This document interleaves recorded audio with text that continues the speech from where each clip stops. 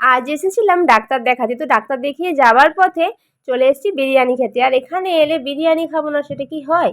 তো এই যে মেসে বিরিয়ানি অর্ডার করে দিয়েছে, তোমার দাদাভাই ভাবছে বিরিয়ানিটা কখন আসবে আর কখন খাবে। তো বলতে বলতেই দেখো বিরিয়ানি চলে এসছে। আর এখানকার বিরিয়ানি তোমাদেরকে আগেও বলেছি, সত্যি খুব ভালো।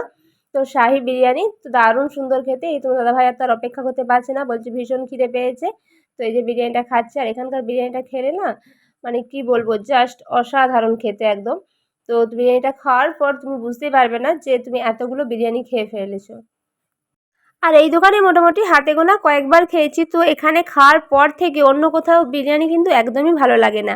তো আমি তো এদিকে বিরিয়ানি খেতে থাকি, তো তোমরা ঝটপট বলে দাও কে কোথা থেকে আমার ভিডিওটা দেখছো, আর তোমরা কে কে বিরিয়ানি খেতে ভালোবাসো। আগে কিন্তু বিরিয়ানি খেতে আমি একদমই ভালোবাসতাম না, বিরিয়ানির চিকেনটা আর ডিমটা খেয়ে নিতাম, কিন্তু এখন সত্যি রাইসটাও খুব ভালো লাগে। তো এখানে খাওয়ার পর থেকেই ভালো লাগে, তো এর আগে খুব একটাও পছন্দ করতাম না। আর তোমরা কে কে আমার মতন এখন বিরিয়ানি খেতে ভালোবাসো, তো আমাকে কিন্তু অবশ্যই কমেন্টে জানাবে। তো চলো আজকের মতন টাটা বাই। আর ভিডিওটা তোমাদের কেমন লাগলো অবশ্যই জানাবে। Love you all.